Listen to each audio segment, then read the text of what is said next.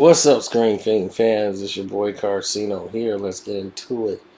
Ever since the unbelievable, the unbelievable 300, everyone has been going back to these type of films. A lot of them didn't work, but this right here, the Northman, based on the 895 AD. This is a whole different era in the North. They believe it's all a bunch of witchcraft and sorcery and tribes and laws and kingdoms, all within the woods and the caves. People are building their own towns, and there's all these different rules, and they believe in their spiritual gods. And you see each one of them get their power from their spiritual god, and how their spiritual god sees them in their rituals to honor these gods that they believe. It's these deities, the wolf, and every town had like a witch or someone who was clairvoyant, and they could see things in the future and all kind of prophecies. Ethan Hawke is in it, and he plays this king, and his brother is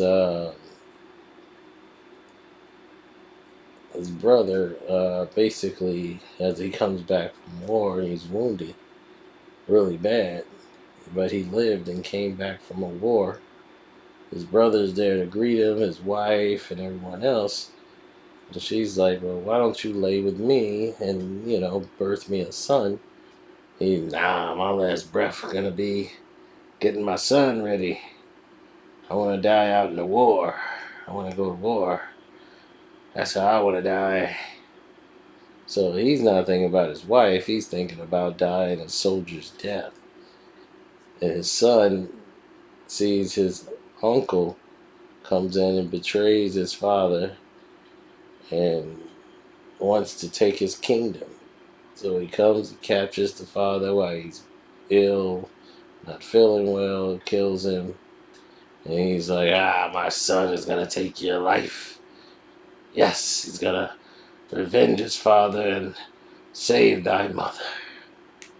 So the brother kills him, takes the wife as his bride, and he tries to kill the son, who's the Northman, who spends his whole life in his creed, growing up as he escapes, to grow up to revenge the father, save thy mother. But as he escapes, everyone believes he's dead. He's plotting his revenge. One day going back, he becomes a fierce warrior, but the symbol around his neck indicates he's a king.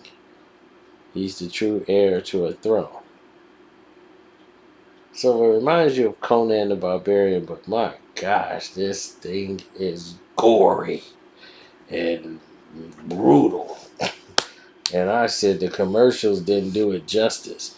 That's one thing about a movie like this. There was like no promotion, and you couldn't really promote it on television. So, this is a film that can only be done in theaters or on cable. I see it having a good shelf life when people watch it on television later. Alexander Skarsgård, he did a great job in this film playing the Northman. I mean, all of these brutal sorcery. The girl from that chess movie that was on Netflix, can't think of it, but she's in this. And she plays basically the woman that falls in love with the Northman. She's a witch, or she has clairvoyance and knows some spells. So she's able to work with him And together, they're going to try to get revenge on the man that his uncle, basically, who took his father's life. So, it's a great movie. I was blown away by how excellent they executed the film. So, kudos to them for that, because that takes a lot of work, a lot of effort. Now, for me, I would have loved to have seen a little bit more of the film's drawn out conclusions. Like, I felt like they kind of got to getting him to the village to where his father was too quick. You know, it was like no quest to get back to him. You know, it was like, oh, he did one mission, and when he decided to go, he went, and that was that. He was there. You know, it's like, wow, it's no real journey for him to get there.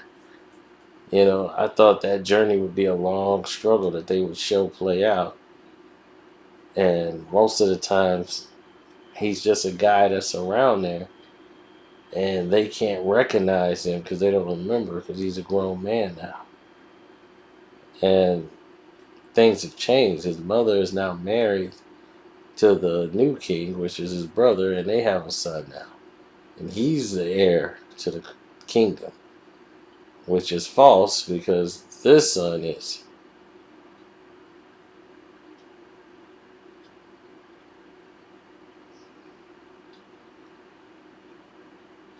But he goes out,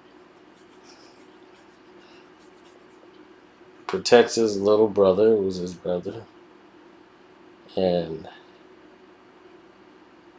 this becomes a daring feat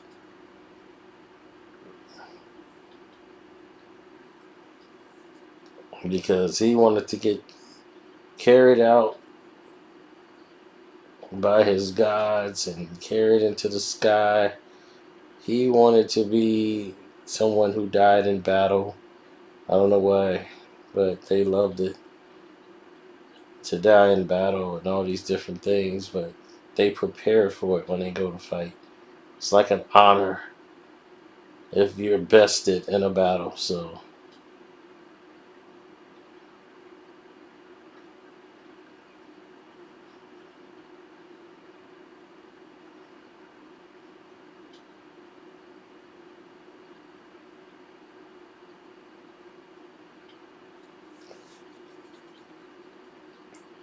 the way I looked at the movie, the brutality, I mean, it is brutal, but it shows you how things was in barbaric caveman times.